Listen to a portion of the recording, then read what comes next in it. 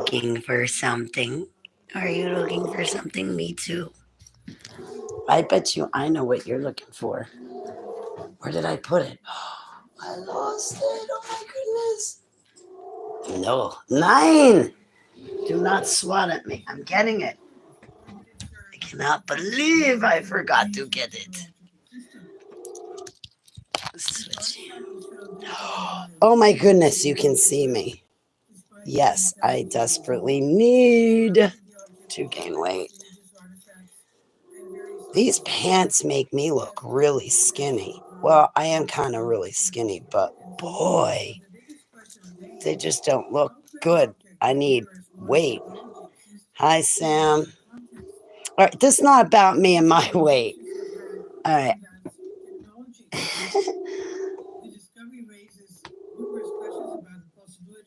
I gotta entertain Rumble.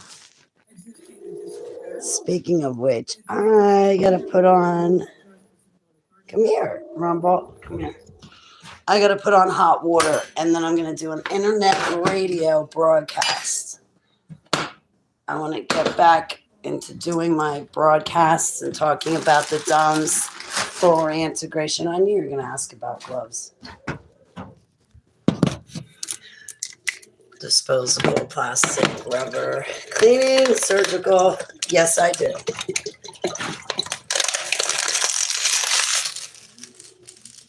Being a Rothschild science project that Joseph Mengele created that I had Stockholm Syndrome over, I was nicknamed Death after the angel of death from World War II. Yes, I have surgical gloves. Of all the gloves I have, I've got surgical ones. That's a pretty dark joke.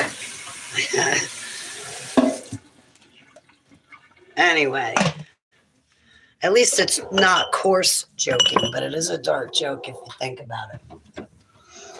But sometimes my mind goes there. I did, the military and government trafficked me for 37 years of my life, and I just turned 50 this past September 12th.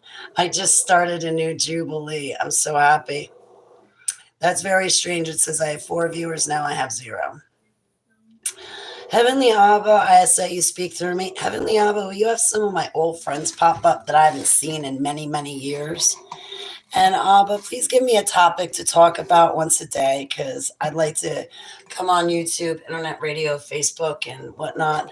I need to do videos on Facebook. And Abba, please do these things with me, because I love broadcasting and I like sharing my walk and relationship with you. And also I like to share with other people all the stuff you do for me. And please, Barack Rumble over there, who's giving me the evil eye because he wants to play. I love you, Yahuwah, in Yerusha, Mashiach's Shem, Selah.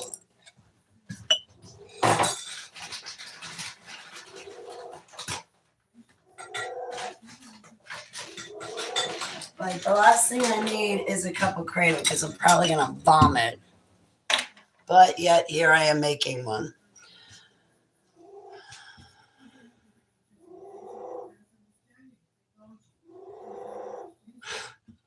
Okay, Sam. I should probably grab something to eat because I am hungry. I haven't really eaten today.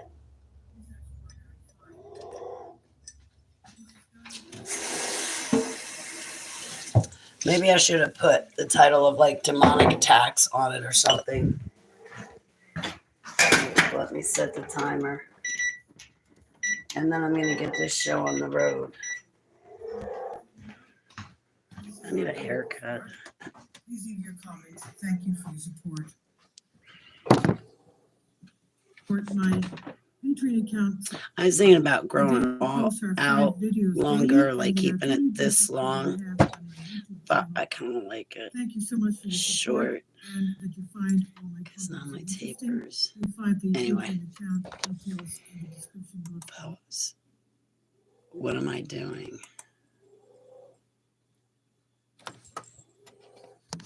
No. All right, Spreaker. I do not have my equipment yet. And I'm still, never mind. I'm not even going to say it. I took my hat off for you guys, did my hair, got dressed in my favorite color, yellow. I think yellow means terrorist. I'm an instigator, all right. I've been in conversations with Yahuwah lately.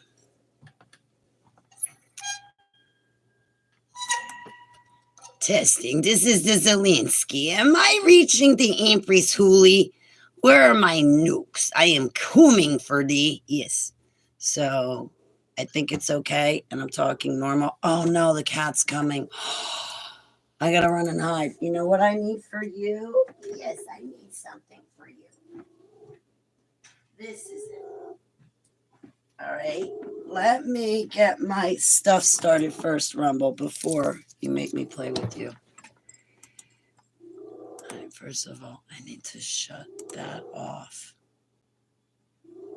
Off.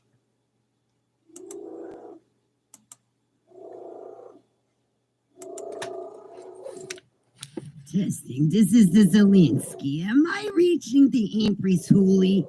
Where are my nukes? I am coming for thee. Yes. So I think it's okay. And I'm talking normal. Oh no, the cat's coming. Oh no, the kitty's coming. All right, so the test went all right. Delete.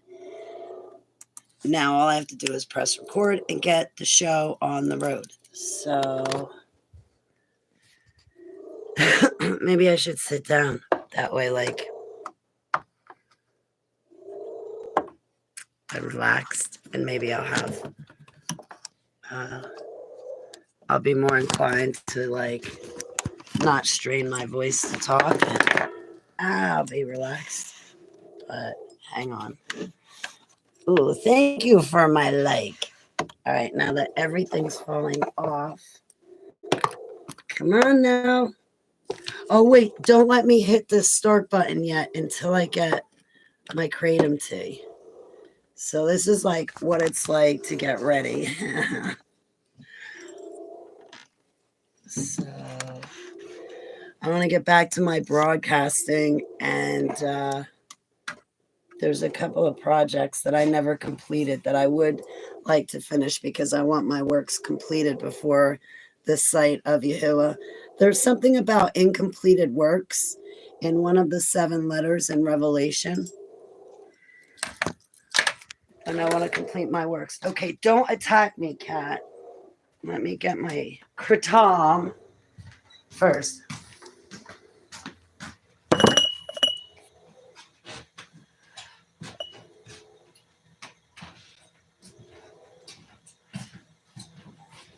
Gotta make sure. Hang on, I'm right here.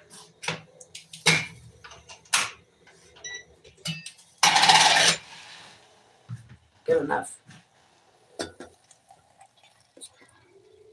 I better hurry up and make this broadcast because I gotta go downstairs and help my friend with dinner. Oh, even if I had to do that, you know what? I could still pause my internet radio broadcast, do what I have to do, come back and finish it because I can pause them. I can't pause you, but I could just shut you down and then that's how I'll do it. Hey, Gary, how are you? I believe I ran a great video regarding the book of Melchizedek. I'm still struck by that book. I'm still listening to it. It's my second confirmation from Heavenly Abba about the time from before I was born. I'm remembering. I might have a couple details mixed up, but I am definitely remembering correctly. And I am remembering him. And I believe that he's been encouraging me because I don't want to be afraid. And on Satan are 2 horns. One horn represents fear, and the other horn represents self-doubt. And I just envision myself ripping off those 2 horns, plummeting them into his chest. And binding and casting them away, ripping off those two horns, actually better yet, throwing them on the ground, crushing them. And well, as Yahusha's arrow, going right through them. Not to sound brutal, but Yahuwah, will you prepare me for battle? We are facing a 7-year tribulation, and it's 7 years, not 3.5. A Shemitah is a 7-year-long period. Even a Jubilee is 7 periods of 7 years. The tribulation is not 3.5. You're into some Catholicism or false teaching if you think that. Yes, you are. I remember this one pastor, I was sharing my dreams and visions with him, and he just shrugged me off like I was stupid. And I said to him, I said, I'm sharing my dreams and visions with you, the prophetic ones, the stuff of what's to come. You know why I never told him his future? Number one, he never asked, so I was so happy. And number two, nothing that he wants will work out because he's into false doctrine and false teachings. And I don't want to have to be the one to tell him that, but, he kind of already lost a bunch of things. But that's what false doctrine does to you. And when Heavenly Abba has me speak and then the other person reject what I'm saying, but it's Yahuwah speaking through me to that person, trying to get that person's attention. It's not me saying it to him.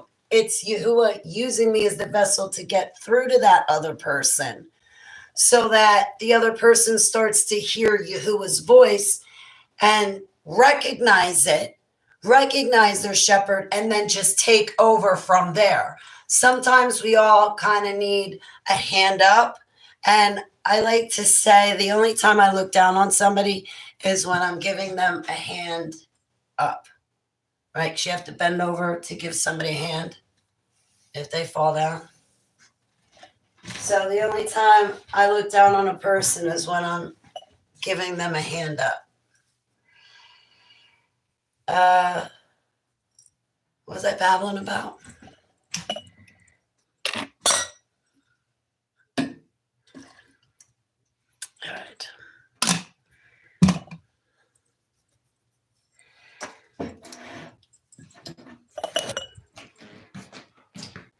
Yeah, definitely test those spirits, though, Gary. Because I saw a woman when I gave my testimony about the time from before I was born. Now, I have a drawing of it. Go look up the last video I did before this one, and I show my drawing on it, my yellow-orange planet where I was there. The Book of Melchizedek confirmed my details. When I say I remember the time from before I was born, it's not a memory. Yeah, I guess it is, but it was confirmed through the Book of Melchizedek. I don't know what you're discussing. I'm discussing the Book of Melchizedek, and if you listen to it, it talks about Jerusalem because that's what Yahuwah called it. He didn't call it heaven. You know what? Go back through and watch the video. I don't want to repeat myself. I spent over 2 hours on that video. Go watch it.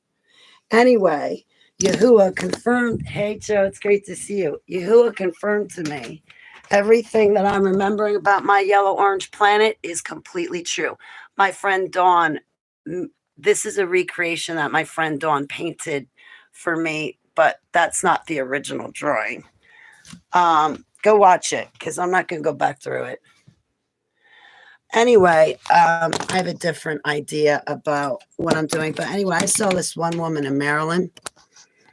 When she heard my testimony, she started running around the house a couple of days later. Oh, Holly, God gave me dreams of the time before I was born too. Don't you remember me, Holly? Because I remember you. And no, you don't. So, I'm very cautious because I'll tell you, Gary, I call out the fakes, frauds, and liars. But more than that, if somebody is swept up in demons, I call them out too. When they love their demons more than they love their companion, Ruach, which is Yahuwah in spirit. The other thing that I was about to say, bring that thought back. Oh, like the targeted individual community. Oh, Holly, the government's sitting outside my house just waiting for me to make a move to give me a bad day because I'm just so important. Or those people that say they got to live on the run, which makes no sense considering I don't have to live on the run and I am the real deal. There's a lot of people with paranoid schizophrenia running around trying to act important and they're just not.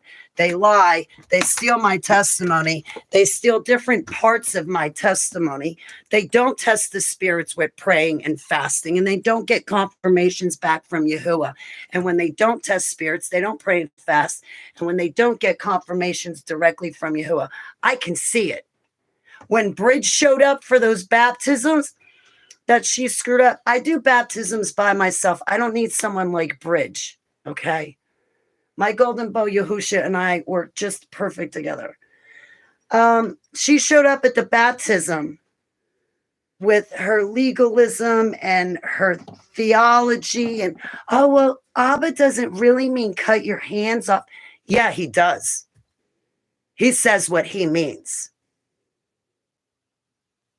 That's what you have to learn. I already know it. First, remove yourself from the situation. But if you don't remove yourself from the situation and you keep sinning, well, yeah, it'd be better for you to chop your hands off. So that way you stop sinning because you're never going to get in heaven. Drunkards, cowards, you're scared to say his name. You're scared to speak up. Anyway, Bridge showed up for a baptism, never going before Heavenly Abba and saying, Heavenly Abba, thank you for this opportunity for me to tag along to a baptism Holly was asked to perform the honors of. I'll keep my mouth shut and let Holly do the honors. And thank you for the privilege to see this baptism. Abba, is there anything you want me to say or do for the guests of honor? How should I prepare? What should I expect? Abba, this is so great. Praise, glory, worship, and honor be to you. This is so great. I get to see a soul get baptized in water and fire by my ordained friend, Holly Baglio. She never did that. So when she showed up for the baptism, I told her, I said, something's off, something's off. But back then I was a coward.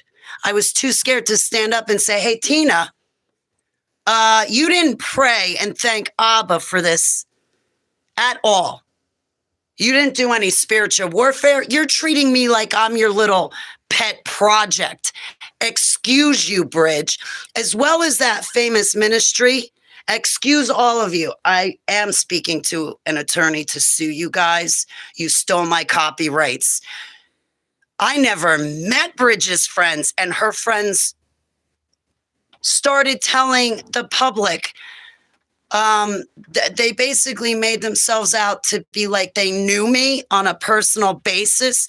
They built courses around me, and I never once spoke to them or met them. They never asked my permission. They stole my copyrights, and they were charging people $1,700 a head for courses that lasted 10 months. So and they never brought people back to the Bible. They took my slogan, Holly Baglio, hostess with the mostest, keeping Yahushua HaMashiach to focus. They ripped it apart and made me sound like a drug addict whore that's all about the party.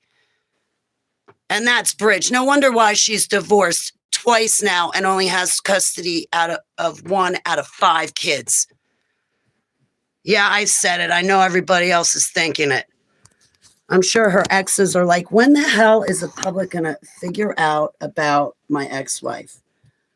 I know I went before Heavenly Abba, and that was a shocker. Abba was like, you keep ignoring the red flags, Holly. You have to stop being a coward and stand up and say something right then and there. Now that lecture's over with. I want to get to spiritual issues. Well, anyway, yeah, if you're not prayed up or you're attacked by demons, I can see it from here. I can tell it when you type a message. I can tell it when I hear, see you, or just a couple simple lines. Hey, Giant B. Mr. Burns, it's great to see you. So I'm not trying to be rude or disrespectful. You know those people, oh, Holly, I'm a bloodliner. No, you're not. If you were, I'd be able to tell it. Get the hell out of here. Nope. I got stories about that too. Let's get started with these spiritual issues, shall we?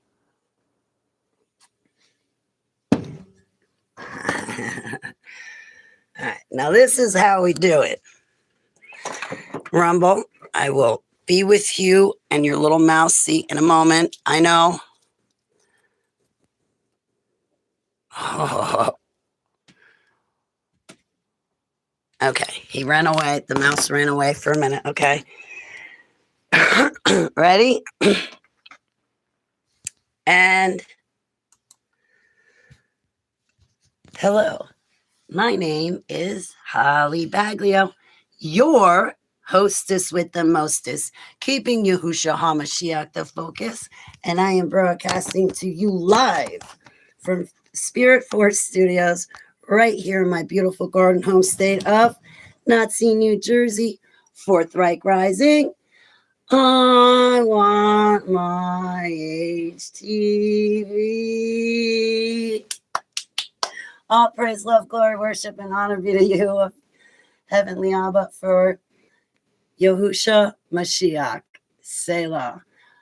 This reminds me of a really funny story. Can I just start off the bat with a funny story? I have no script for this broadcast.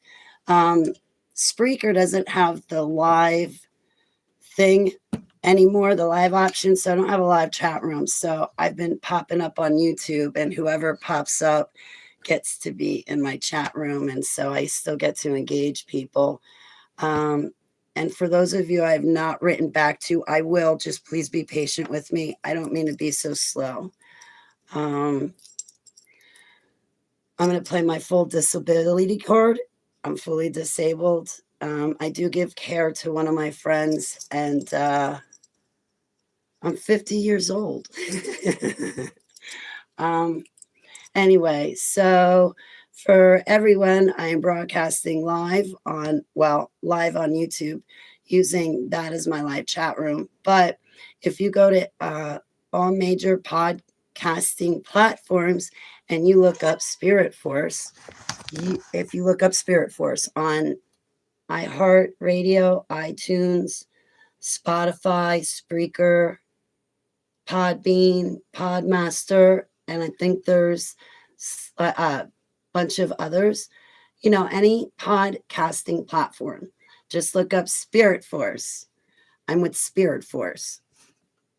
Do the association game. Holy Spirit.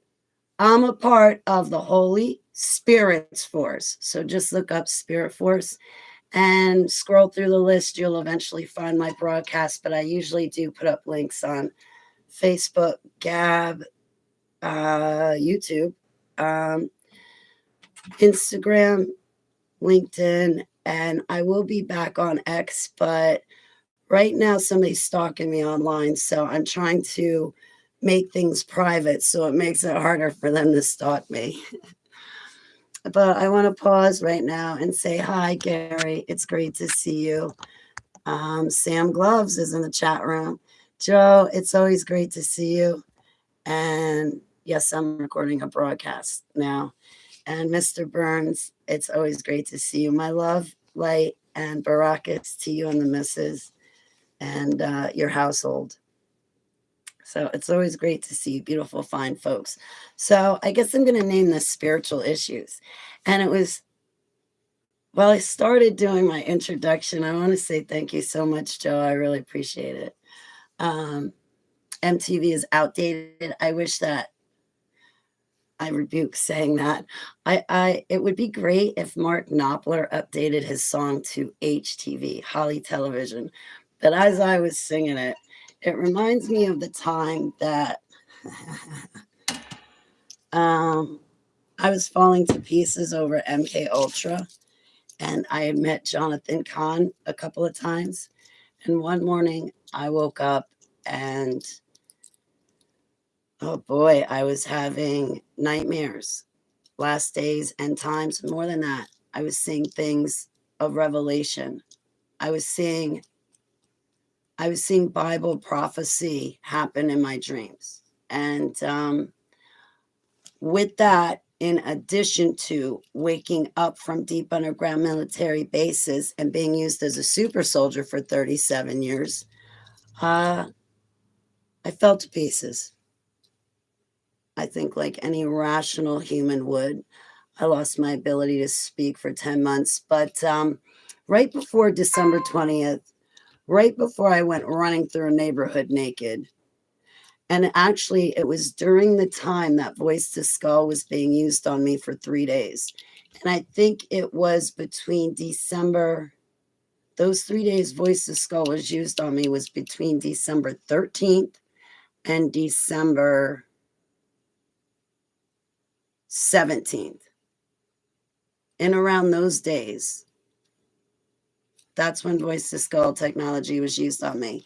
And one morning I woke up from all of this and I went running to Jonathan Kahn's ministry, but he was not there. His janitors let me in, and I was begging his janitors to call him. Anyway, I made my way into the main area where Kahn gets up on stage and he records it with all of his lights. And if you're in New Jersey, in northern New Jersey, even southern Jersey, you should go check it out. It's a beautiful building. And and it's a beautiful, he does good services, but I'm not into the Zohar and his Yeshua. That's the fake Yahusha. So, but anyway, he was a stepping stone to what I needed. And nonetheless, I went there looking for Yahusha, not Khan. So, and I had met him December 5th and 12th, and December 12th is when he did his Bride Groom Feast teaching, which is a false teaching. But nonetheless, I seized that as my opportunity to marry Yahusha, and he became my golden bow, and I'm his arrow. So anyway, I walked in, the janitors let me in. I walk into the main part of where Khan runs his shows. And I see all the seating. I see the seating area and the stage is to the left. I walk around to my right. And to my right, because the seating would be in front of me and to the left, and the stage would be to the extreme left in front of the seats. Behind me was just another area, but I wasn't going in that area. When I walked in the doors, I went to the right, and then I walked around again to the right. And in Cons, the way it was set up back in December 2014, I don't know if it's the same.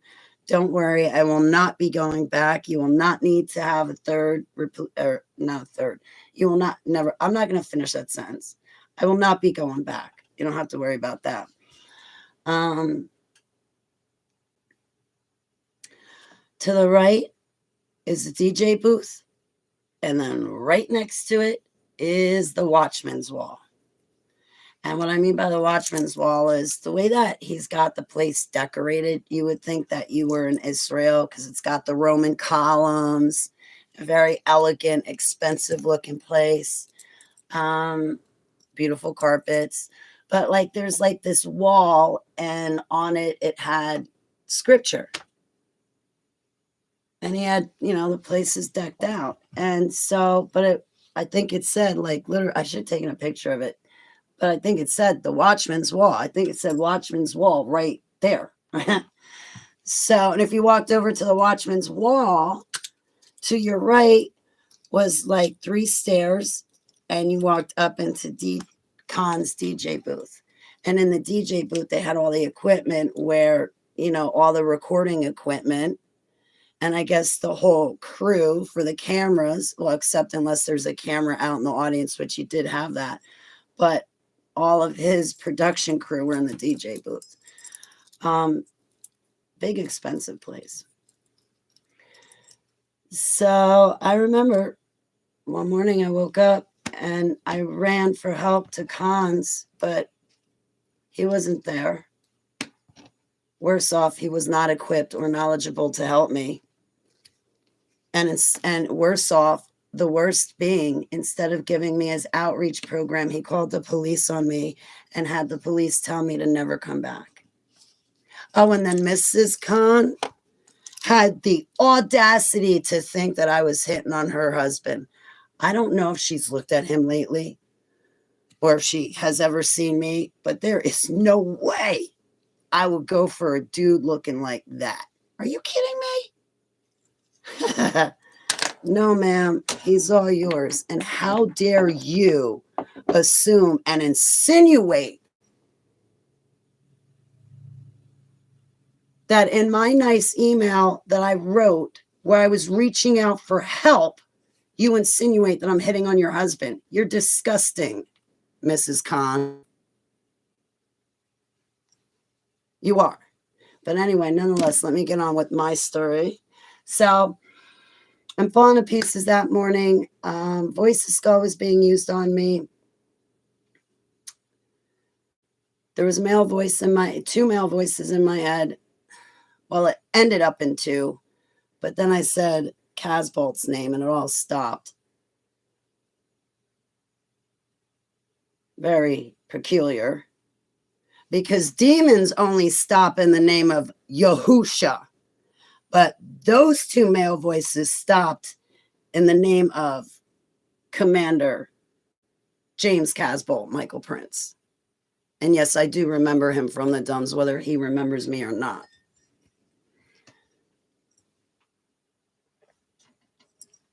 Fascinating stuff. That's a spiritual issue. So anyway, I'm falling to pieces. Voice to Skull is going in and out. I'm trying to seek my heavenly Abba. It was like I was going through forms of shell shock. So one foot was back in the human hunting parties, the deep underground military bases, the cages, Montauk, and then the other foot was in this reality. So it's like in one eye, I'm seeing the dumbs, the super soldier stuff, and in the other eye, I'm trying to grasp onto the reality I'm looking at. And I'm slipping. My mind is melting. I cannot direct it. And then there were 169 altars programmed into me. Let me tell you, I think it was two of the alpha male altars, the smartest and meanest alpha male altars. I think that they had enough. And they're the ones that drove me to Jonathan Cahn's December 5th and December 12th so that I could marry Yahusha and turn my life around, because there was no other way to heal or turn my life around from something of that magnitude without Yahusha, Messiah. There's just no way. Okay, there's no way. And I was demonically possessed by Beelzebub, Osiris, and Asmodeus. And who's January? I was programmed to him. That Janus, two-faced. Anyway, those are all finite deities. Mars is a finite deity, even though it's burning stuff on the earth.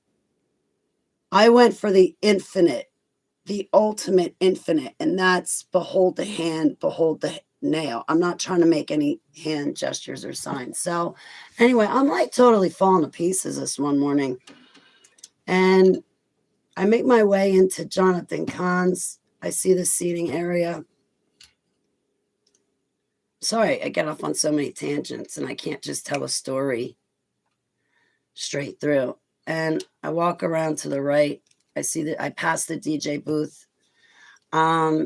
I went over to the Watchman wall and I had to touch it, of course, like a little kid in a candy store. Nobody was there. Nobody was there. It was in the morning during a week. I was hoping Khan would be there because I was seeking help.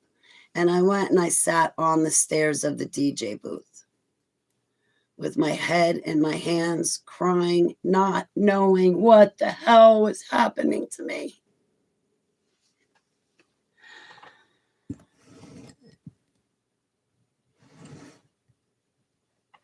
I don't know if you guys ever deprogrammed from MK Ultra, and I'm not a faker and liar like Shelly, Ali, Safi, and people like that. I'm not, or Susan, those people. I'm not a liar like them. I'm not a paranoid schizophrenic.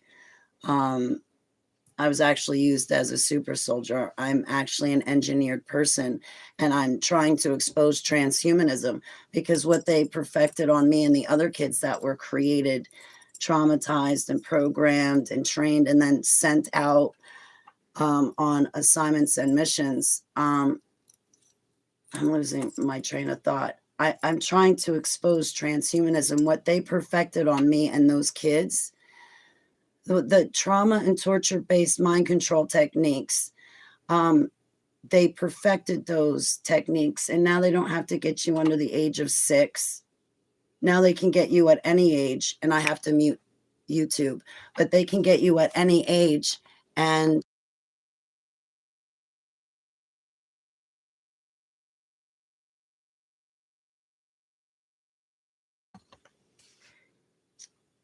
YouTube is unmuted.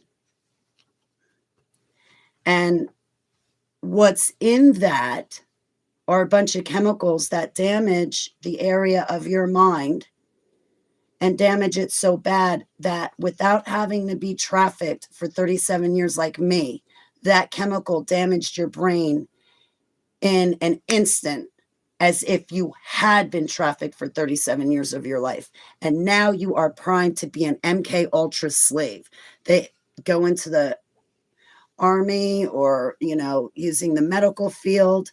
And now in our food, water, and air, these things are all over the place. I want to pause and say hi, Ethan. And what I mean by things all over the place, all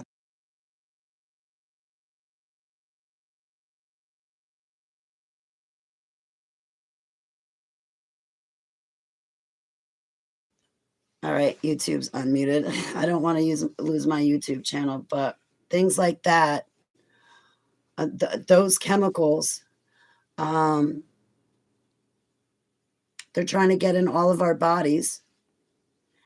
And then once those chemicals are in our bodies, they're going to connect us to these quantum D-wave supercomputers that use antimatter inside them so that they are able to run ones and zeros both at the same time. The drones in New Jersey were flying long before the news came out. And now that the news is done reporting on it, the drones are still here. Upon the drones is advanced technology. All they have to do is fly overhead, and they can, for lack of better terms, layman's terms, scan us and pick up our DNA. Pick up information about our biometrics by just simply flying over us. For layman's terms, it's like a laboratory on board these drones, like a science lab. And without physically having to take your blood and be here, the advanced technology aboard these drones, all they have to do is fly over, scan you, and they get all of that information.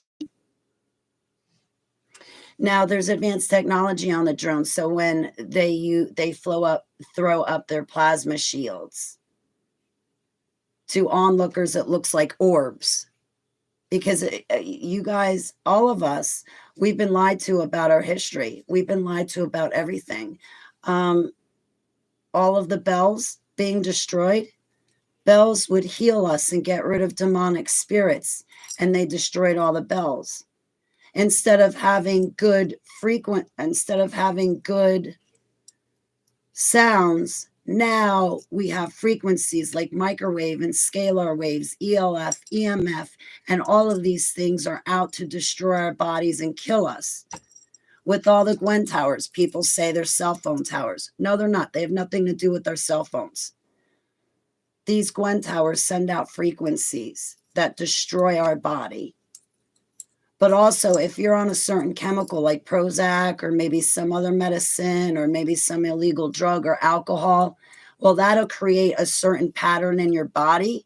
And then when the Gwen towers send out frequencies, if those frequencies match up with the patterns inside your body, those frequencies will put you into an altered state of mind. And now, after you've had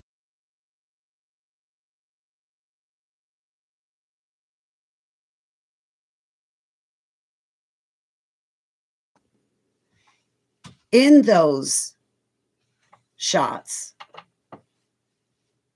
well, your brain is damaged because of that shot you got. So you're primed to be an MK Ultra slave right there. Perfect mind control slave. Now with the Gwen Tower sending out frequencies, and these frequencies match different patterns in your body, they kind of lock onto you. And these frequencies make you feel different. They put you in an altered state of mind. It changes your thought process. And it's not for the better. The same way if you listen to like thrash metal music, you feel like beating your head into a wall. So sometimes if you listen to rap, you feel like doing the same thing. Country music might make you feel heartbroken. And you notice, like you ever drive down the highway and one day everybody's doing 90 miles per hour and it's great because everybody's speeding down the highway. And then the very next day, those same very people are doing 55, 60, going really slow. It's because of the frequencies being sent out through the air. And it aligns with our biometrics and it puts us in an altered state of mind. Once you get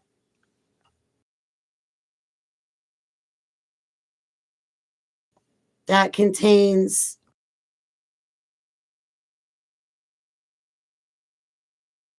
luciferase and these other chemicals, I'm losing my train of thought because I have to mute myself for YouTube and I'm losing my train of thought. But don't let me lose it. Bring it back to me. Once you get once you get that stuff inside your body, those metals inside your body, I'm losing my train of thought. I can't remember what I was going to say. Give me a minute.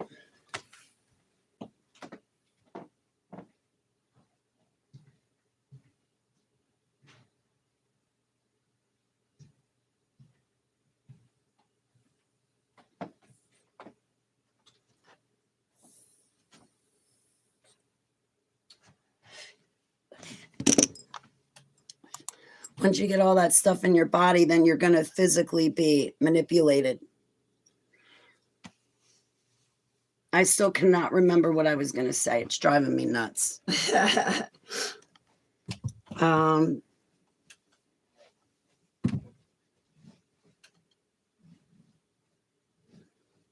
frequencies will control you. These microwaves, scalar waves. Now they talk about med beds. Med beds don't use frequencies. You know, the day I get into a med bed is the day they start giving Dilaudid in them. I'm straight serious. No, we want good harmonies and bells ringing, because the bells ringing are what heal us. But these frequencies that they're sending out are bad. I guess they have good frequencies, good sounds, good harmonies, good tunes. But they're not sending them out in our music or through TV, even in the print we read, whatever it may be, even online. It's sending out bad vibes, bad frequencies. So once I had to be in the dumbs to achieve, like they had to get kids under the age of 6 to fracture their mind, because if they were older than 6, like say you get somebody 18 or 30 years old, you're gonna have a harder time fracturing their mind, and there's a higher risk of them dying. Do you know how long it takes to make a Manchurian Candidate a shooter? 1 week, 7 days, 2 weeks if you're a tough case. That's for a shooter, a Manchurian Candidate.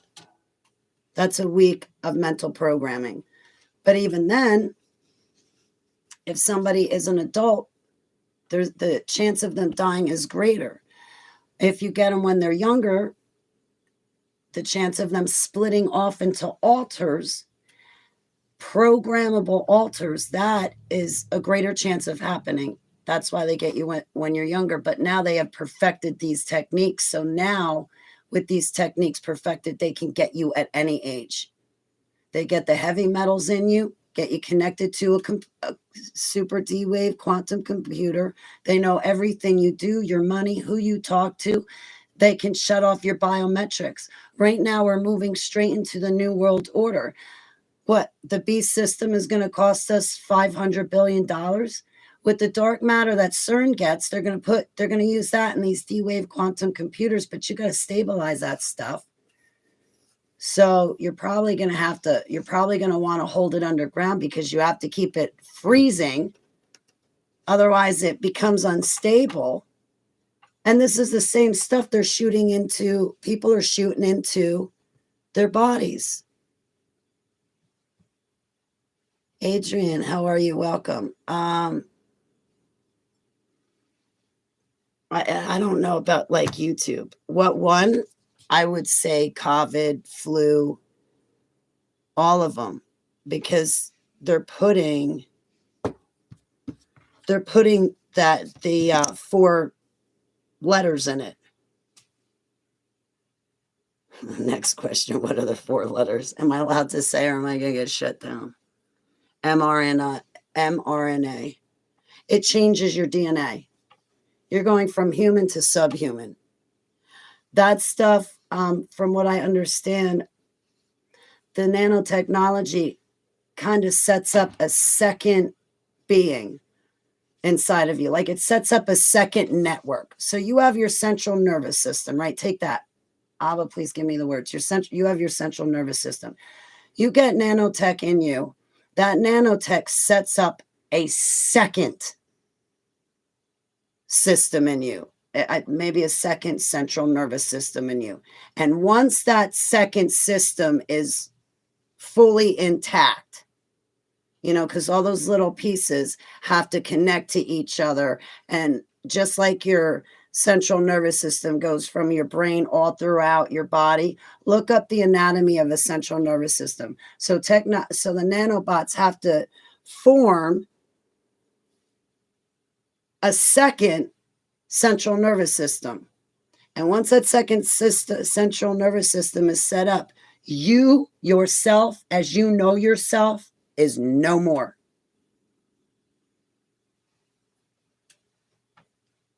Now, with all of these shots you're getting, stop and go to Yahuwah. Let Yahuwah be your doctor and let Yahusha be your prescription. The medical field is not what it used to be. At all. They're not healing you. They're giving you Fukushima waste. I'm not giving out medical advice. I am sharing my personal testimony. What I have learned from the DUMS, what I can remember about it. The type of human experimentation, this is exactly the type of human experimentation I went through. They did surgeries to enhance our bones. They put like diamond and gold in our bones to strengthen our bones. I remember them operating on another little kid, and I went through the same surgeries, and they had him opened up. And they were doing something to his organs. And it was powers and principalities that were leading the surgical doctors over this child. So I'm exposing Project Mannequin. I was programmed with 5 of the Project Ibis men. I went through Project Alpha, Beta, Delta, Gamma, all of it. I'm not Monarch. I was born into these projects, and because I was born in, I went to Project Beta. I'm from Project Seagate. I remember Project Looking Glass. I remember Montauk. I was physically there. It's not in my imagination. Oh, Holly, you know how you say you were really in the cage? Well, Joseph Mangley programmed me, but I wasn't really in the cage. I was there astrally. So I'm just like you. No, you are not just like me. And no, you're not a super soldier. I don't know where the hell you came up with that, but you better rebuke that demon and repent to Yahuwah for entertaining such wild imaginations given to you by demons. I went running through a neighborhood naked in 2020, reenacting human hunting parties. I lost my speaking abilities for 10 months. And you get these people on the internet. Oh, yeah, I got the slow drip of memories. That never happened to me. Oh, bull crap. Everybody that I went through the projects with, when they woke up, they had the same problem. One person couldn't even write, and he was brought into the emergency room by a complete stranger, filled up on drugs, losing his mind. Did you ever hear Max Spear's testimony? That's another one. He fell to pieces when he woke up. Parts of James Casbolt's testimony, he said he'd be curled in knots, crying in a corner of a room because of this stuff and what happened to him. It was no cakewalk. And waking up was just as damn brutal as going through it. So don't tell me you got some slow drip crap like Safi. That's just that no. Yeah, I'm an MK Ultra SRA DID survivor. If you go back through my videos or even go through my playlists, I made 16 videos under 10 minutes long explaining my testimony. I've done over 200 interviews. I spoke at Pillar University in Newark, New Jersey. I've spoken at conferences and on FM radio over in London. Like, I want to get back into doing interviews, most definitely, giving my testimony, but you can find it up on my channel, even on Facebook. BitChute and Rumble. Go to them. If you look up my profile, you'll see the videos right there, and you'll get all of them. I was kicked off TikTok twice. I'm on TikTok now, but I don't post anything. And even then, I had to get a different account because they wouldn't let me up. You know why? TikTok kicked me off. They never even gave me a notice. They never gave me a suspension notice. They never said your account is terminated. Basically, it happened twice. I went to get on TikTok after I made those 16 videos explaining kids in a cage and my testimony. I went to log on and I could not log on. It would not let me on. And when I looked up Holly Baglio, all traces of Holly Baglio had been taken off. Someone duetted me. Their videos with me were deleted from TikTok. I wish I had made a copy of that video, like a copy of that, and then uploaded it to YouTube so I could always remember the duet.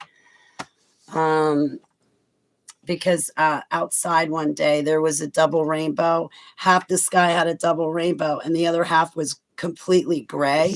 And that was in my backyard and I took a picture of it. And that's HAARP. That's why HAARP did that. Like, that's who does it, is HAARP. Anyway, so like before at the beginning of the broadcast, when I was telling you, like, I didn't even finish my story. 32 minutes and I still haven't finished my story. So I go in Jonathan Cahn's, right? And I sit down on the steps to the DJ booth. And I have my back on the DJ booth door. All of a sudden the door opens up and I fall back. I fall back into Cahn's DJ booth. So my mind's falling apart. I got one foot back at a human hunting party and another foot here in this reality with Voice to Skull talking at me. Does she know who she is yet? And I'm waking up to a calling from Heavenly Abba. I had his mark on my forehead. I had not yet gotten the confirmation photos because this was December 2014. I got my confirmation photos to his divine mark, my profile picture. I got a confirmation March 2015, the exact day, March 17, 2015. Abba gave me again another tav on my forehead, and that's his mark. So, but anyway, there I was in Cahn's DJ booth falling to pieces. And all I knew is I wanted to see his return. I wanted to serve him. I wanted to be his SEAL as opposed to being a super soldier. And I remember going up, and of course, I walk up to the mic, and of course, I'm in Khan's DJ booth. I touch all the different buttons. Praise Abba, I didn't turn anything on, but I just pushed all the buttons. I grab a hold of the mic, and I'm standing there, and I'm like, may I have your attention, please? Walmart shoppers. I'm your watchman. We're going 1,000 miles per hour, steam ahead, smack into a brick wall called the 7-year tribulation. No one's going to survive. There is no rapture. Shite's about to hit the fan. I don't want your blood on my head. And I stood there in Khan's DJ booth with my hand on the mic, envisioning myself speaking to a crowd of people, warning them, we got to get right. Now's that time. Now here we are in 2025. I'll tell you, I really am so grateful that Abba gave me 10 years because he healed me. The first 8 years he was healing me from 169 altars. And as of December 2022, I'm healed of all that. The altars are gone, healed. I'm past it. But December 12th, I celebrated my 10-year anniversary with him. And I'm so glad I had that time. I wish I hate saying wish. I rebuke myself. I often think back to I wasted some of the time over the past 10 years and made stupid, dumbass decisions that I really should not have made. Going forward, I pray not to make those same dumbass decisions. But I turned my life around. I turned every area of my life around. So I'm glad I've had the past 10, 11, 12 years. I've been out of the dumps. I escaped out of the dumps December 2011. So I've had 13 years free from the dumps. And it took 8 years to heal from SRA, DID, and deprogram from MK Ultra. I'm deprogrammed. So even if they try to trigger me, I'm not going to go back active because Yahuwah is bigger than them and all their technology and programming. And I'm covered under Yahusha, the blood of the Lamb, because I'm walking in his ways. I celebrate his feasts and festivals. I live a life of submission and repentance to him, which I totally want. And he rocks me with spiritual gifts, and then he lets me share them with other people. So I've got a great life with Yahuwah. I totally got off on a tangent.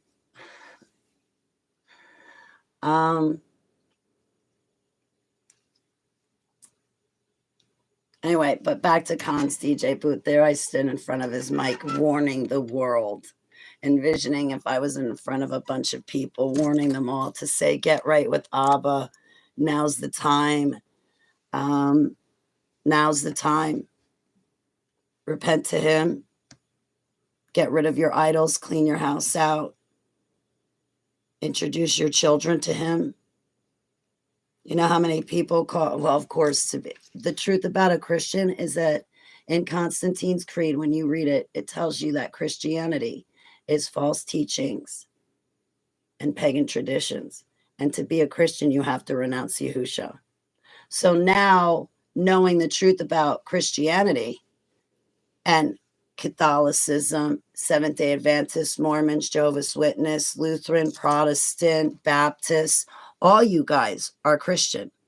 So to be Christian, you have to renounce your Savior, Yahusha. And he only has one name because only one name works. There's 72 demons. Yahuwah does not have 72 names, but those 72 demons want you to think he has 72 names. That way you're bound to call on one of those demons instead of him. And that's the way spiritual issues kind of fall and work. I'm off so many tangents. I'm leaving so many loose ends. I've never once edited a video and I don't know how. Hey, Joni's here. Hey, Connor, it's great to see you. So, yeah, he set me free from Beelzebub, Asmodeus, and Osiris. And then he gave me a calling. He gave me that photo, that profile picture. So I have an intimate, active, personal relationship with him. And I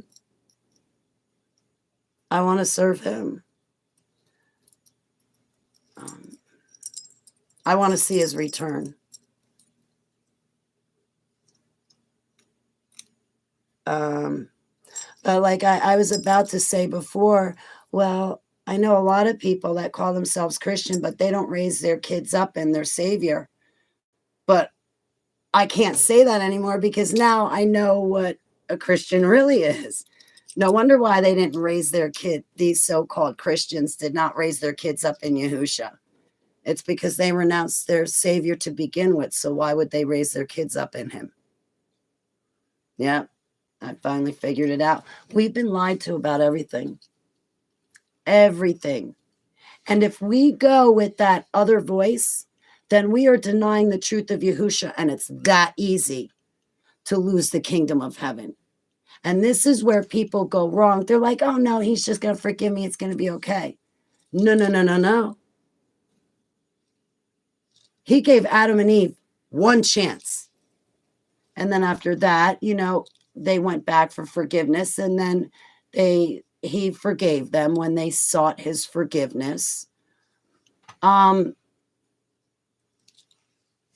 they always kept his commandments. They lived in his ways. And that is something that people don't get nowadays. Oh, Holly, I read the Bible 15 times. Yeah, whoop-de-doo.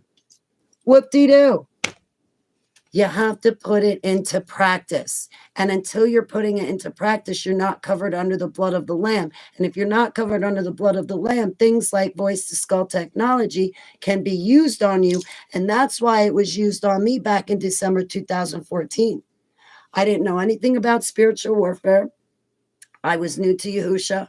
The kingdom of darkness and people following the darkness were capitalizing on me not knowing spiritual warfare, me being new to Yahuwah, but also not knowing anything else. So it took me some time. It took me 3 months to figure out, Yahuwah led me to Rastizdar. I listened to all of his videos. Took me 3 months.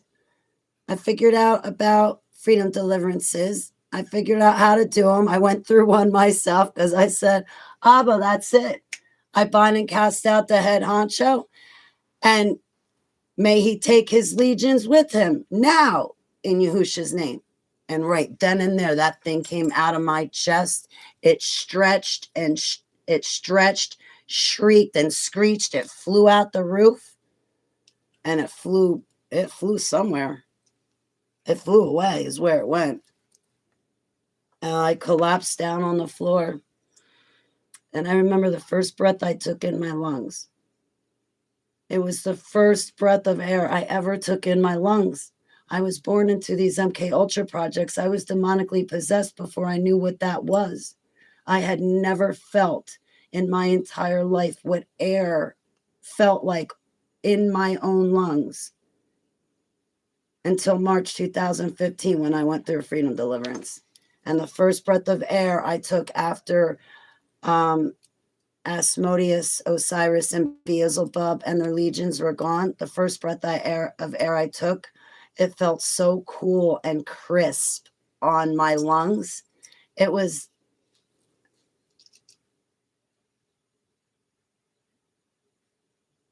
just amazing.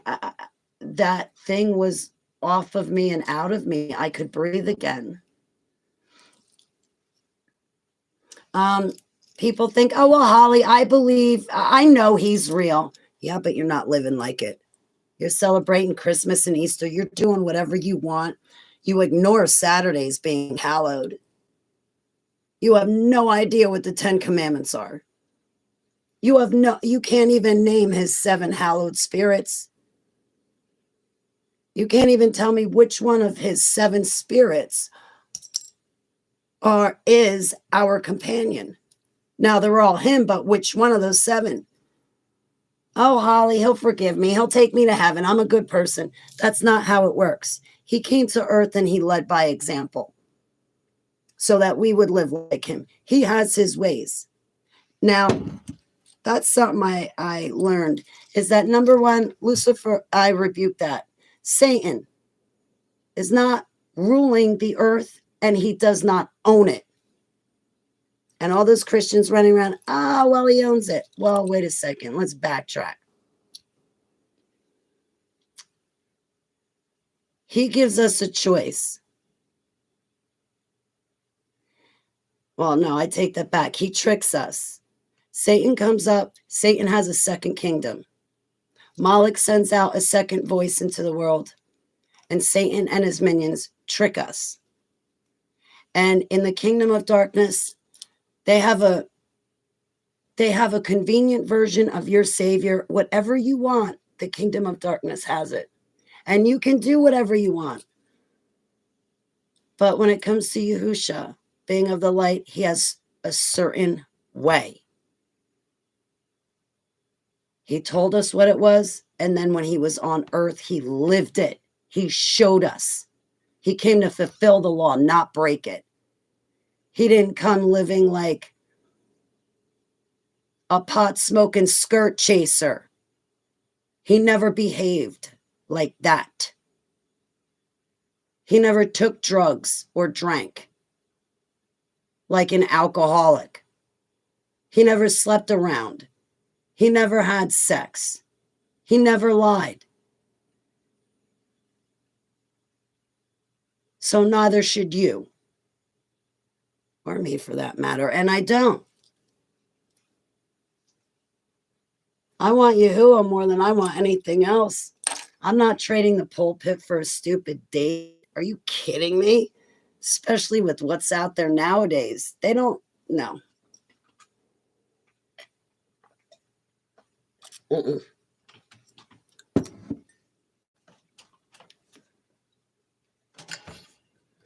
So, yeah. I remember falling to pieces talking into Khan's mic, imagining myself telling the world that it's time to get right with Yahuwah. We don't have much time left. Make your peace. If there's somebody you're going to make amends with, do it now. If there's something in your life you were always waiting to do, now's the time. Getting right with God, I'm begging and pleading and praying that it is the number one thing on your list to do is to get right with him. We're seeing the installation of the literal beast system, and it's these quantum computers that use dark matter to run. Every living human being is going to be connected to it. And probably every animal, because that stuff is in our food, water, and air.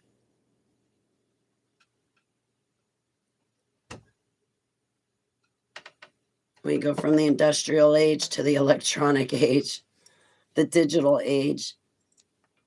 But yeah, TikTok, that's what I was saying. TikTok didn't want me up on their platform because of AI. TikTok did not want AI to get a hold of my profile because it would have thrown a wrench in the works. Plus, AI would have seen my profile picture. AI would have been taking notes.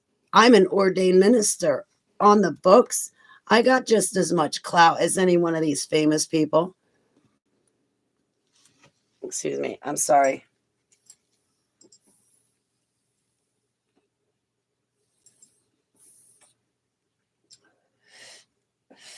Any one of these famous people you see show up at a conference and everybody's wooing to see them. I don't preach a false message like they do. And that's probably why nobody wants to talk to me. Yes, Messiah was given all power, authority after he was resurrected. And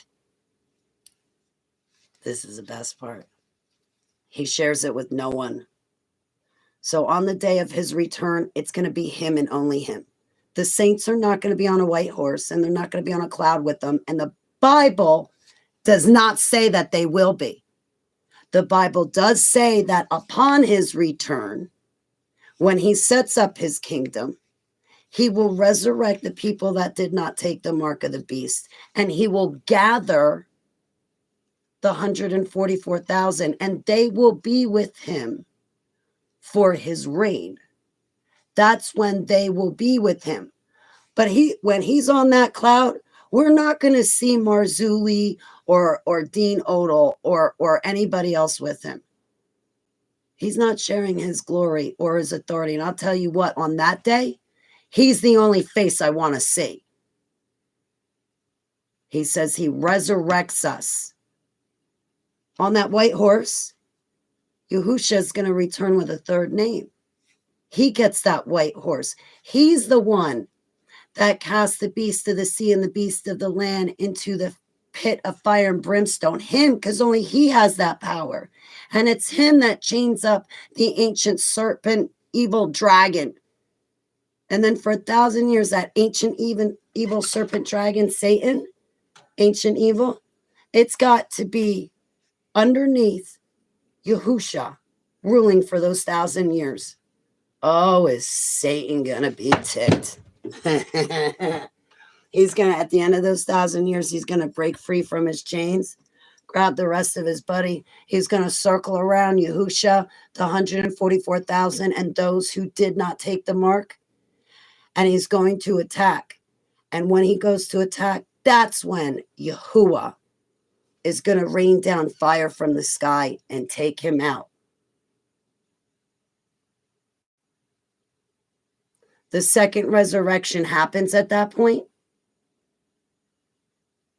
Once everybody and everything is resurrected, all falls, everybody's resurrected, everything, angels and everything, everybody and everything's resurrected, humans and angels, all of them. Everything else, though, falls away. The earth falls away, heaven, the sky, all of it falls away. And it's just us and him. Then comes Judgment Day. Now, this stuff that I'm telling you right now, this is what he showed me in my dreams. He showed me when I was a kid. He showed me a second time in 2013. And I've been screaming this from the top of the mountains and the hills, but people want to sit, argue, and debate. They don't want to listen, nor do they want to read the Bible black and white for what it says. They twist it. They put their own interpretations on it. Now, listen, the Old and New Testament, it interprets itself. The church is fallen and we're called out of her.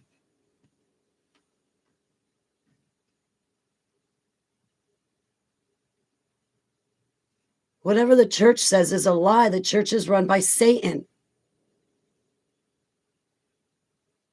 Now on Judgment Day, evil's going to be scared. One of those fallen angels like Satan is going to run and literally hide behind the throne of Yahuwah, screaming, "Don't let them hurt me. Don't let them hurt me." Because humans judge the angels on Judgment Day. And if that sucker was demonically possessing me, I'll tell you what. I'm going to consult with Abba. First and foremost, I would rather have him judge for me. But if he insists that I judge, I'm going to consult with him. And then I'm going to probably go with the most extreme punishment that I can possibly go. Meaning I'm not going to let him be in the country club section of hell like Penis Diddy is in the country club section of jail.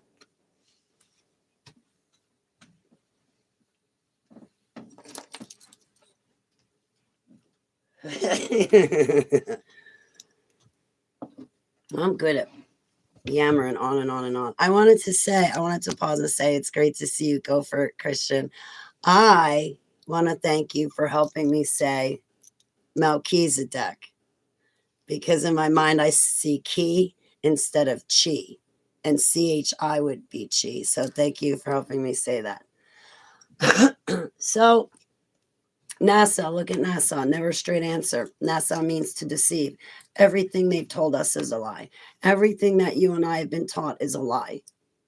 The only truth that we have is Yahuwah himself. He is all we have as far as truth. Everything you and I have been raised on, except for our parents, telling us they love us. Everything we've been raised on was a complete lie. Our parents and our grandparents were deceived.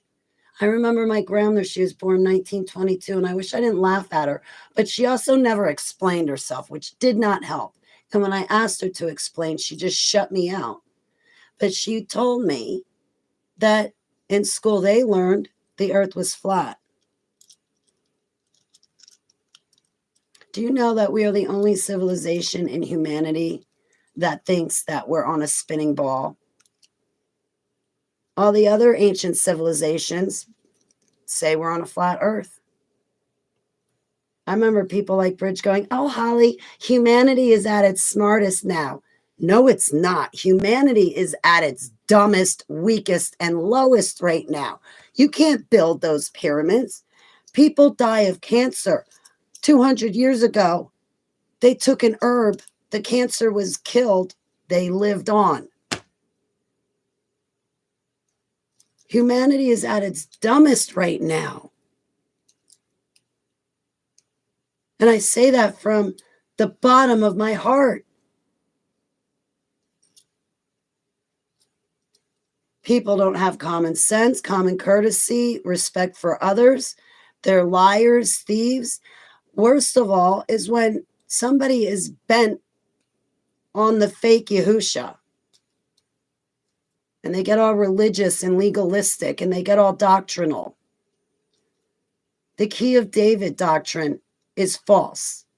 The Key of David doctrine is when you think that an orgy happened between Adam, Eve, and Godriel in the Garden of Eden. And that's not what Genesis says, and that's not what the book of Melchizedek says. No, it's not. But yet, you go against the Bible, you want to believe in something else, well, then you're choosing something else. That's not of Yahuwah. And when you die, he's going to turn you over to that something else. Just because you know he's real, that's not good enough. When you meet Yahuwah and you know he's real, it's more than a belief. It becomes a lifestyle. Our relationship with our Maker is a lifestyle. And serving him is so fun because I'm going to tell you what he gives. He's given me every single spiritual gift I've ever asked for, and then some. Do you know that gift of interpretation that goes along with tongues? There was one time where Abba let me interpret Egyptian writing. That gift of interpretation is not only for like you to hear it and be able to interpret it, but also to read it and interpret it. Yeah, no more cheese, only keys. Melchizedek. I picture that in my head. So, yeah, we've been vastly lied to, fed terrible food. Our water's poisoned. We have an artificial sun now that kills our food. The only truth, the only real thing we have is Yahusha. And I know once I met him, I met a sense of humor first. But it became a lifestyle because I wanted to be with him. And the only way to be with him is to live in his ways. If you're celebrating holidays that Yahusha did not celebrate when he walked on the face of the earth, then you're not living in his ways and you're not covered under the blood of the Lamb. And it's as simple as that. The problem is people don't take him seriously and they treat him like he's a pushover and like he's just going to keep forgiving and forgiving and forgiving. No. And I think that's a lesson he's trying to get through my head right now is, Holly, you're not a new believer. You've got 10 years.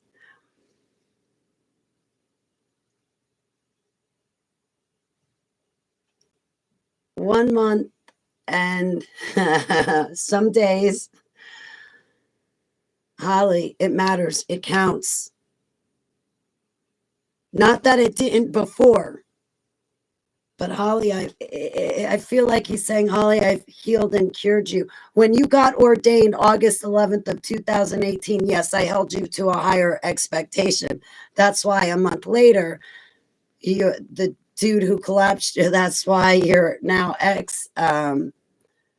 the guy collapsed your lung is because you didn't want to do coke, and you told him to stop bringing it in your house. And you told him, if you think your kid doesn't know that you do that, you're crazy. Kids have a sixth sense.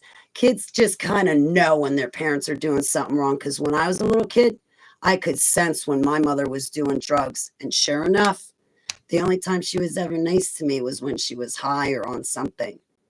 But I always had a sixth sense about her when she was doing something wrong.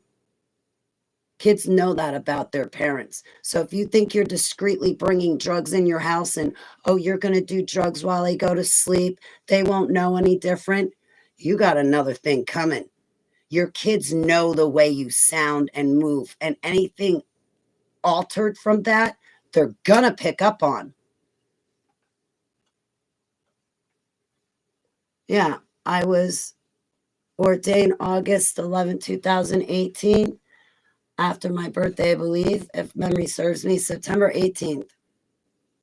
I wish I didn't delete that one Google profile. Otherwise, I could show you the pictures of everything. I think it was September 18th. I was in the critical care unit with a doctor sitting at my bedside telling me how she's going to have to transport me to another hospital because they might have to put a tube in my lungs. When the ER brought me in, they laid me on a bed and I had to raise my arms over my head.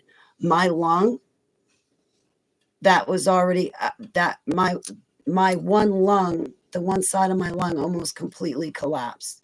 It was already 20%, 15% collapsed. Oh my goodness. I really would love to give up the vaping and stuff, but I can't find these TBX strips, and I'd really like to get the herbs from those things because those TBX strips worked to get a person to quit smoking, and that's why they took it off the market.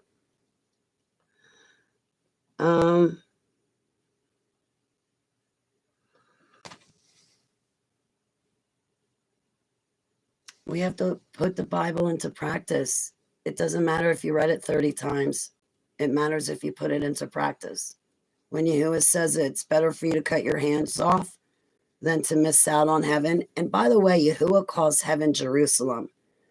All of us are distracted by that fallen country, Israel, Jerusalem, Israel. It's fallen.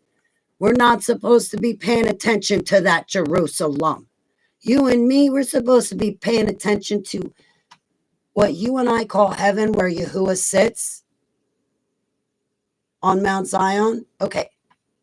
Heaven, Yahuwah calls heaven Jerusalem. You and me need to be focused on that Jerusalem, not the fallen capital of the country of Israel. We got to focus on Yahuwah's Jerusalem. You know, what you and I in school, we never learned how to look at the stars and tell time and seasons. They hid all of that from us. There's cures for all diseases. We could have had the waste from Fukushima cleaned up by now. But instead people destroy Yahuwah's creation. And even then, most of them, I can't even call them humans.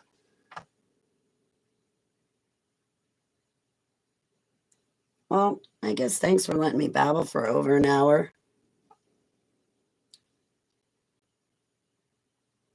I was going to talk about spiritual issues, and I didn't touch on any of it because I tried to tell you one simple story of me being in Khan's DJ booth, and here I am an hour later, and you're probably like, what was the story?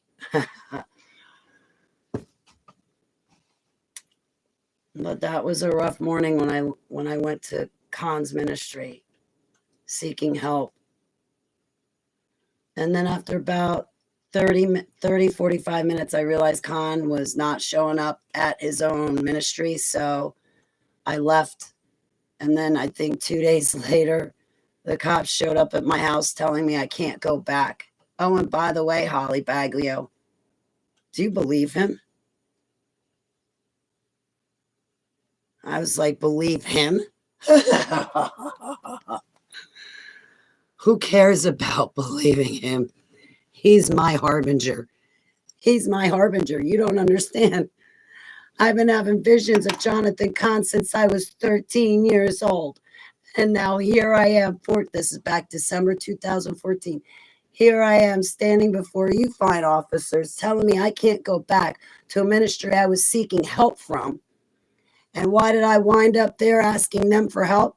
It's because I had visions of Rabbi. I'm not calling him Rabbi, but I had visions of Jonathan Kahn back when I was 13 years old.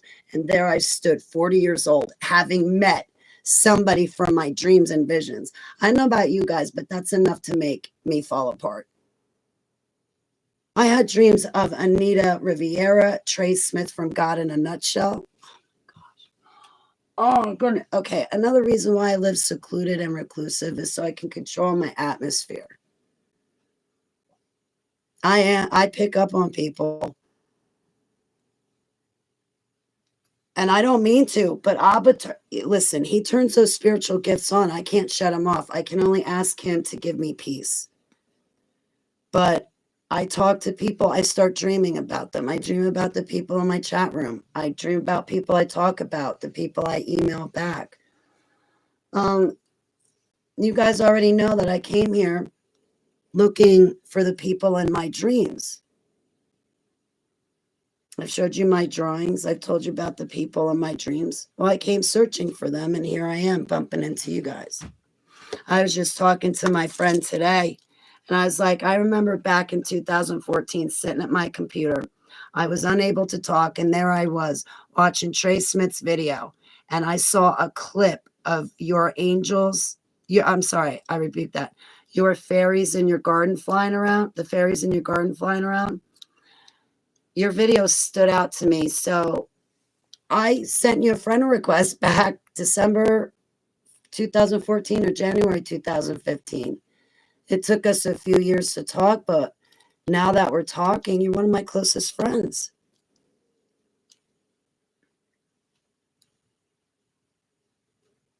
Abba brought us together because I was watching a Trey Smith video and he used your work in his video. Your work stuck out to me. I came seeking you, wondering if maybe you were one of the people in my dreams that Abba had given to me. And it turns out, yeah, you are.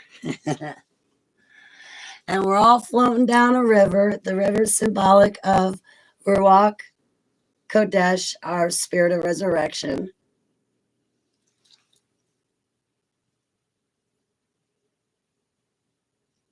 We're all floating down the same river, seeking the same Yahuwah. So, Abba's shown me the New Jerusalem. Yes, I know I've cornered the market on stick figure drawings, but we're not supposed to draw things of heaven, but I won't do it again. But I didn't realize that he had shown me the New Jerusalem until 5 years after he showed it to me, because somebody else was talking about seeing this beautiful place, this beautiful castle-like picturesque place. And I'm like, what is that? And they said, oh, it's the New Jerusalem. And I was like, wait a minute, the New Jerusalem, because what you're saying, that sounds like dreams I'm having. And I sat down and I drew a picture of the dreams I was having. My bedroom there, Yahuwah in the center, I was with him. There's a story about the temple doors that Khan talks about. And in that, what's behind the temple doors, it says that the curtains were open. Well, anyway, I'm not getting into that. I opened the curtains. Anyway, so Yahuwah showed me the bedroom that Yahusha built me there. He showed me the New Jerusalem, but it took me 5 years. He showed me the New Jerusalem like 6 times. Oh my goodness. I'm sorry. I forgot that I'm supposed to be talking into a mic.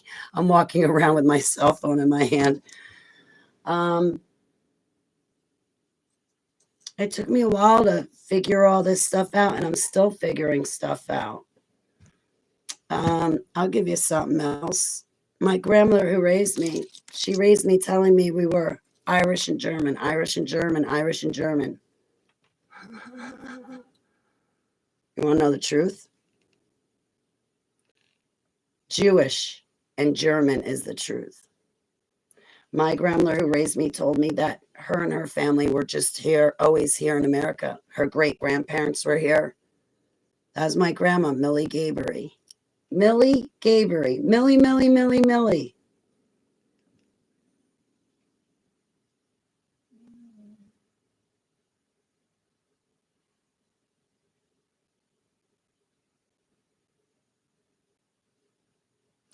I can see why, in 1922, why she would hide being Jewish.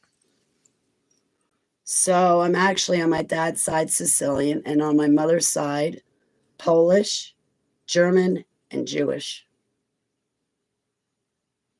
What tribe would that be?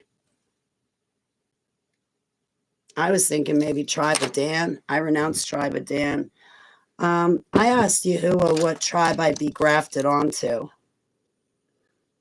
And I thought he told me Tribe of Reuben because the spiritual gifts I have. If I understood Yahuwah correctly, which may back in 2014, I asked Yahuwah where I come from, which I was not chasing genealogies. I asked him, I'm born again and I'm the wild vine that gets grafted onto you, the branch, but what tribe are you putting me in? I get a tribe, right? What one? If not, can I be in one? So Yahuwah showed me all these different bloodlines. So the 12 tribes, they're not only Jewish people. There's different bloodlines in there. So to say that, I won't get into that right now. So he showed me all these different bloodlines that made up the 12 tribes of Israel. The 144,000 are picked from the 12 tribes of Israel. It never says they're picked from the 12 tribes in Israel. There's false teaching saying that the 144,000 are a bunch of 18-year-old boys. That's gross. That's all you're going to have in your millennial reign is a bunch of men. Ew. The 144,000, it clearly says they are the servants that Yahuwah picks out from the 12,000 from each of the 12 tribes. In the dream, Yahuwah showed me the bloodlines, and then he showed me from Enoch to Noah to Abraham to me. So I thought I was tribe of Reuben because that's the tribe that Enoch was a part of. And I thought from my understanding that Abba told me that Enoch is my great to the great power grandfather. So when the two witnesses show up, I better recognize him because I think he's my great, great, great, great, great, great, great, great, great, great, great, great, great, great, great, great, great, great to the great power grandfather.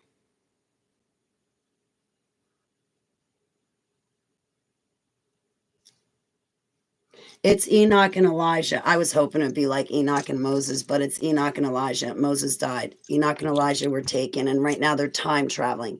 No, I do not believe that Enoch and Elijah have spent 6,000 years sitting in the Garden of Eden, especially after Yahuwah stationed a cherub with a flaming arrow so that nobody would, so that no human being would enter into the Garden of Eden. So I think that Enoch and Elijah are time traveling. But then Abba brought it to my attention that December 12, 2014, my ring broke. This is, I don't have any, anyway, it's a stainless steel replacement. Anyway, it works. December 12, 2014, when I married him next to the Watchman's Wall in the center of Khan's Jerusalem, I married into the tribe of Judah.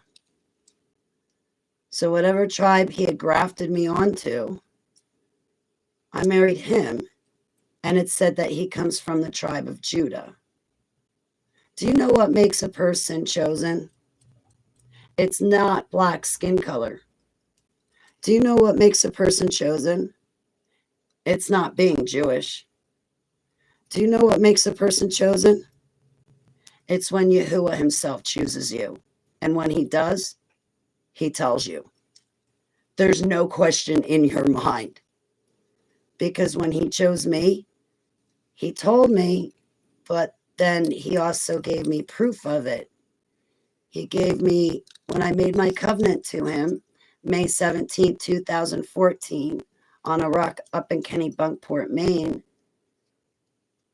I'd love to go back to see that spot. Anyway, when I sat on that rock, I made my covenant to him that I wanted to serve him, and he gave me his mark upon my forehead. And then 11 months later, to the exact day, so that would be March 17th of 2015, he gave me a second set of flash photos. And that was when I attended a conference where I had, I found Russ Dizdar online because Yahuwah led me to him.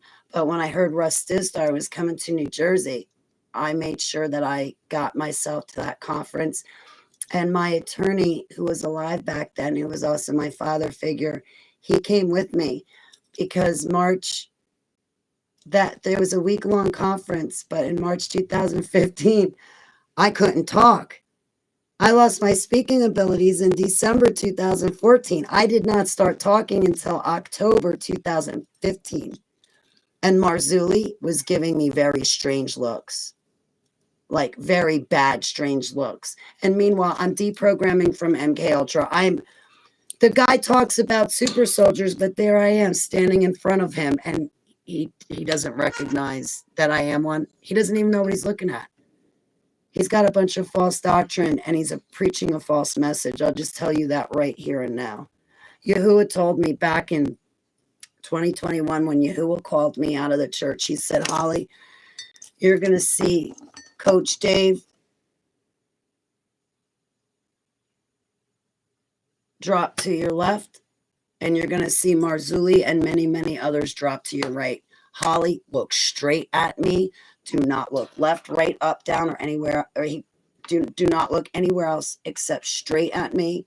Look straight into my eyes and walk straight to me.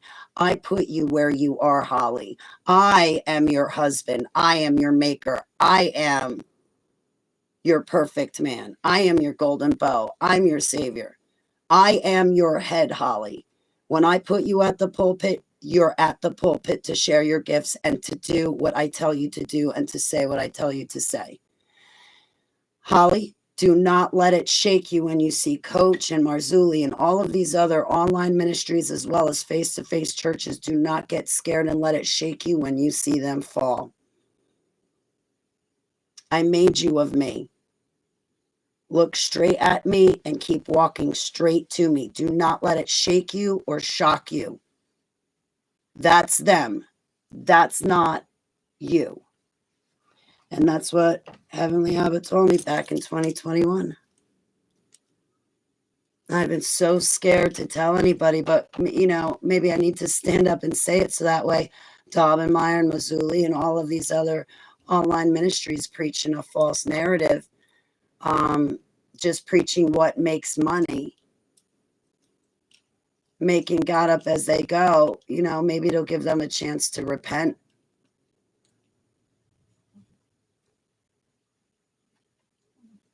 This is eternity. This is eternity, guys, and the magnitude of that weighs on me. And if you read Ezekiel 33, that's why I'm bringing this up. Because there's false teachers and false prophets out there everywhere. Everywhere. False teachers and false prophets saying, oh yeah, I was in the spirit slaying dragons, Holly.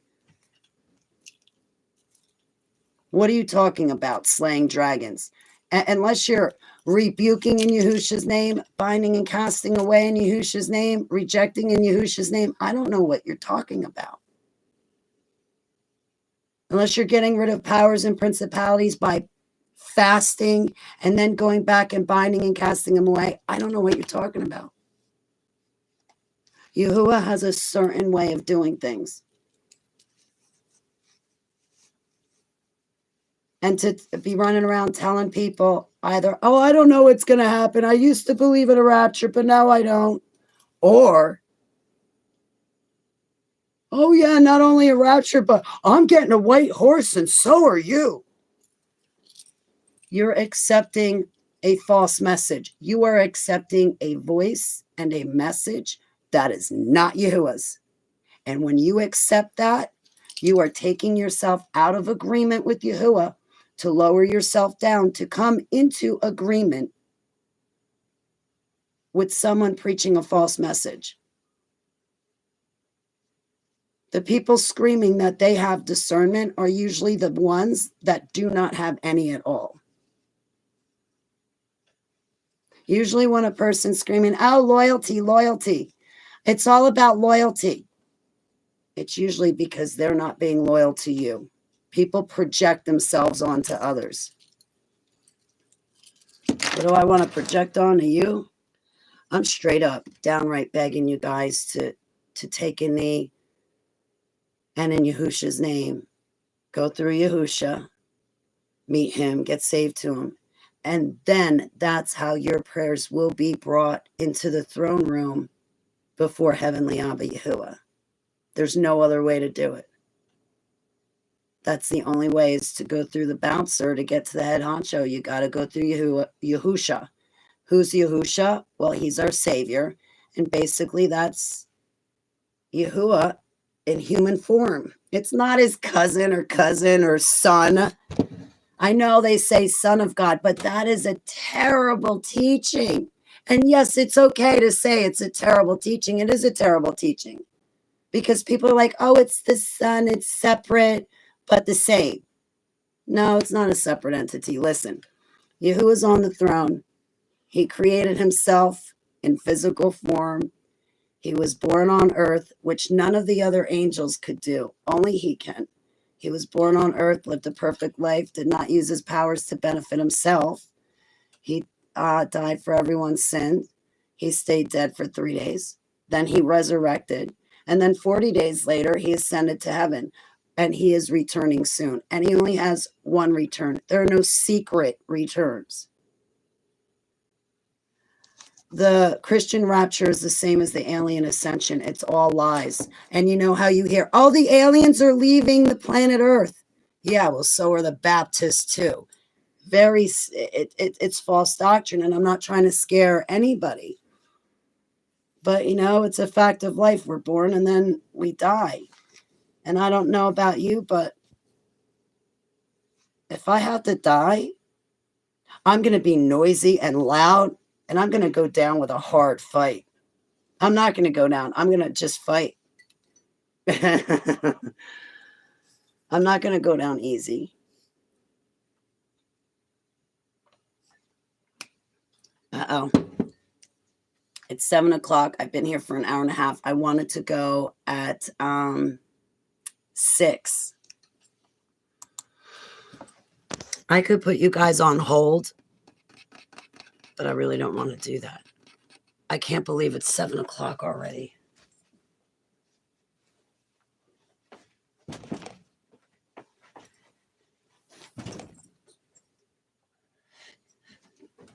I better wrap this up. I know everybody's probably tuning me out at this point because they want a soft version of their Savior, and I'm just not going to give it to him. He says he's not going to share his glory with anybody. He's not going to share it. And on the day that he returns, I'm only going to want to see him anyway. I'm only going to want to see his face on that cloud. And that's not being rude or inconsiderate. That's being brutally honest. And he says that he will resurrect the saints and then they will rule with him. They're not coming back with him on a horse. If they were, he would have point blank said it.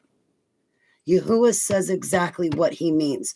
When he says cowards will not enter into the kingdom of Jerusalem, the kingdom of heaven where he sits, he means it. And all of these times, all of these years, I've been so scared and cowering down to these ministries or to strangers or to my friends or to somebody else.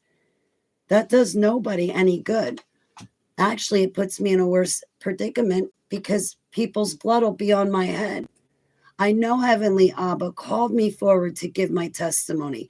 And when I don't do that, I'm well, I feel like I'm failing him, but I'm not fulfilling my calling. And I'm not getting rid of the darkness. And the only way to kill and fight the kind of darkness I've been exposed to is with Yahusha. And same with you guys. Everything that you've been exposed to, the only cure is Yahusha. But cowards do not get into the kingdom of heaven. And I don't want to be a coward giving you a watered down, diluted version of me, but a watered down doctrine. Everything that I've learned about Yahuwah over the past 10 years is he means business. When he says it, you do it. When you break that Sabbath and you don't keep it holy, you're sitting outside the camp for a week. Did you guys ever think what happens when you break a commandment? Did you ever think what truly happens? Because in the Bible, I read out when people broke commandments that sometimes they'd have to sit outside the city. They'd have to sit outside the camp.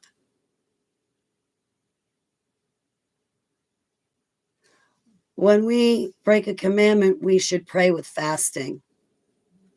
Fast for repentance and out of sincere, genuine apology.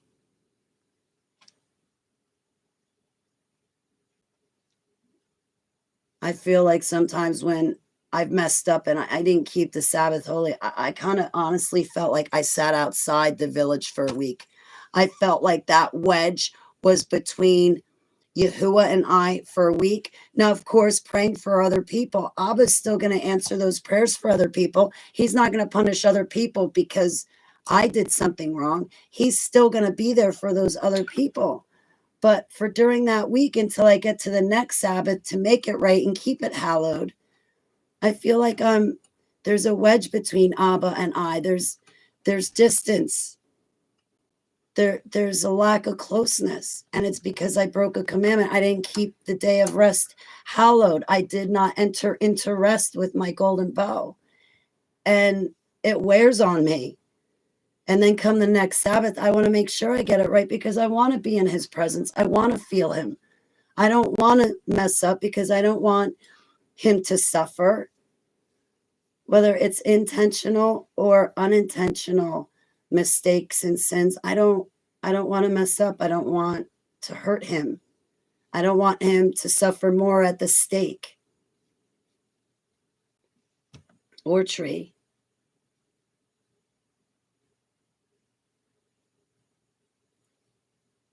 I've thought about it. What do you think happens when you do not keep a high holy day hallowed? What do you think happens? Like, I'll give you an example, Shabbat. When a Sabbath falls on Shabbat, say you don't keep that Sabbath holy because the Sabbath falls on a feast and festival, it makes it a high holy day. Well, there was one year I screwed that up. And Abba even said, are you sure you want to do that? And I still went against that still small voice. Do you know what a consequence was for me for doing that, messing up a high holy day?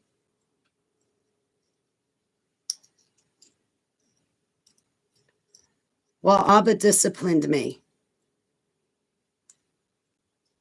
And for lack of better terms, I sat outside the camp for a year and a month. A year and 2 months. I'm sorry, Abba, a year and 2 months. He spoke to me in my spirit and even warned me, are you sure you want to do that? And still I went into that store and I bought something on a Sabbath. Abba disciplined me. And I got to tell you, I felt rotten during that year. It was like being put in timeout where you're watching all the kids stand in the middle of the classroom, jumping up and down, horsing around with the teacher, laughing with each other, but you can't join them. You have to stay. You have to stand outside the classroom, and all you can do is look in and watch all of them be together and be happy. Now, I mean, if you need the bathroom, the teacher will still hear you say you need the bathroom, and she'll call out to you saying, yeah, you can go. But see, you're still going to be outside the classroom. You're not going to be in there with them. And that's because you keep going against the teacher. So now she'll keep you on the outside of the classroom so you can see what's going on. You're there. But there's a wedge between you and the teacher because you're going against her rules, right? Okay, well, the same thing happens with us when it comes to Yahuwah. It's not once saved, always saved. And when we do something wrong, yes, we get disciplined. I bind and cast that out in Yahushua's name. Heavenly Abba, go and engage these people directly that's sending that at me. Bring your wrath with you in Yahushua's name. Yahuwah, you can only discipline your children. And whoever is sending those things out at me, that obviously is not your kid. Because you know what? I don't do that to other people. No, I do not. I pray with fasting. I pray them colors and love and light. I pray them your barakas. But on this occasion, Yahuwah, I know it being your will that no one perish. But Abba, they're messing around with bad things and they're attacking me. And I also pray against retaliation attacks. And also, Abba, I see how hard it's been for me to run a video lately because the kingdom of darkness tries to stop me at every turn I try to make. And all I want to do is serve you and talk about you and, well, spiritual issues. You know, I should do a video about spiritual warfare, which I was thinking about doing this one. But next video. I haven't broadcasted in a while, so I haven't broadcasted in a while. So it's nice to finally be broadcasting.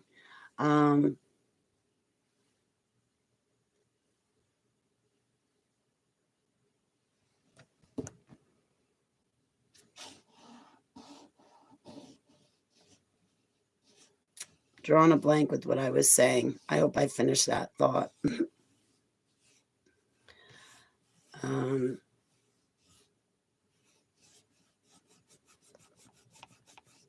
So yeah, I've asked, like Abba has disciplined me. And so when it comes to high holy days, when it comes to Sabbaths, when it comes to his other 9 commandments, and when it comes to his feasts and festivals, I'm going to make sure I'm on point. I don't want to mess up, and I don't want that mess up to have a wedge between me and my golden bow. And even though Abba has to discipline me during the time that I'm being disciplined, I'm still following his commandments, and I'm still, praying for my friends and having visions and dreams during that time. But anyway, just remember, we have a Sabbath coming up every week. We're not supposed to buy, sell. We're not supposed to have commerce. We're not supposed to work, and we're not supposed to make others work. Now, I know that people are in a bind. Some people are in a bind, and they're stuck working Saturdays. Go take it up with Abba and talk to him about it. Talk to him about it. Ask him for help. Ask him what to do, and he will answer you. He will not leave you hanging. If you're being genuine and sincere with Yahuwah and not condemning or having contempt against Yahuwah, he will answer you. And remember, you can test the spirits, but don't test Heavenly Abba. That's not okay. Anyway, guys, thanks for hanging out with me. I appreciate it. My audience had 14 people, but I guess they all left because they don't like what I'm talking about. Well, it gave me a chance to hang out with you guys, so I appreciate it. And on that note, I guess it's a wrap for I Want My HTV. So I wanted to talk about like spiritual warfare and like tell you guys stories of demonic attacks and different things. And basically, I just, I have no idea what I've said to you all for the past hour and a half, 2 hours. But I hope some of it was good. Well, at least 2 people hung in there. All right. I love you, and I will see you guys soon. Yehusha Barakas. Okay. I definitely have to, like, have an outline next time I do that. And I didn't realize it's 7:15. I got to go. I didn't realize it's 7:15. I got to see if my friend wants dinner. She's probably starving. So on that note, thanks for putting up with me. So I didn't really talk about anything interesting. I'm like trying to think back about what I said. I think I got off on more tangents than anything and left more loose ends. And like when I tell a story, I need to just tell the story and then leave the comments for afterwards. Leave the tangents for at the end of the story. All right, on that note, I'm going to let you beautiful, fine folks go. I'll talk to you soon. It's good to see you. Go for it. Gary, Joni, Adrian, Mr. Me, Audrey. Hey, Mr. Burns, Joe, Ethan, Giant B. It's great to see all of you. All right, I'm going to let you guys go. And I don't know. Hopefully next broadcast will be better. I have hit or misses. Maybe this was a miss. I'm still going to leave it up because hopefully, I don't know. It'll give some of my friends something to do, or if they have trouble sleeping at night, they could just put this on and I'll knock them out. I didn't like yell in this video or not yell, but get too hyper. All right. I'll see you guys later.